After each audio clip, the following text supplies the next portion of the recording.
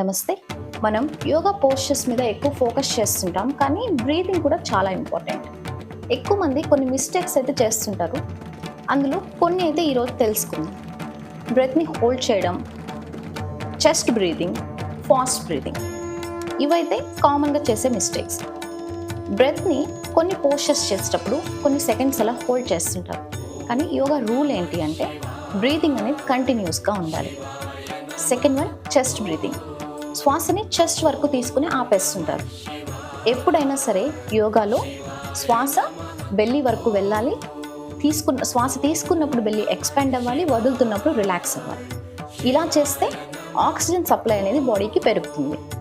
Third one, fast breathing. యోగాలో breathing ఎప్పుడైనా స్లోగా, డీప్గా, కంట్రోల్డ్గా ఉండాలి. సో ఇలా ప్రాక్టీస్ చేస్తే బాడీ కామ్ అవుతుంది.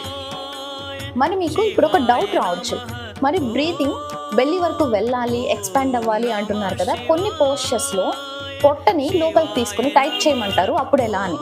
ఈ డౌట్ మీకు వచ్చి ఉంటే బ్రెత్ అని కామెంట్ చేయండి. నెక్స్ట్ దాని గురించి తెలుసుకుందాం. నెక్స్ట్ టైం మీరు యోగా ప్రాక్టీస్ చేసేటప్పుడు మీ బ్రీతింగ్ మీద కూడా ఫోకస్ చేయండి. ఇలా ప్రాక్టీస్ చేస్తే మీ ప్రాక్టీస్ ఇంకా పవర్ఫుల్గా ఉంటుంది. క్లాసెస్ అయితే రెగ్యులర్గా జరుగుతున్న. ఇంట్రెస్ట్ ఉంటే స్క్రీన్ పైన నెంబర్కి కాంటాక్ట్ అయ్యి జాయిన్ అవ్వండి. ఈ ఇన్ఫర్మేషన్ హెల్ప్ఫుల్ అనిపిస్తే లైక్ చేసి షేర్ చేయండి.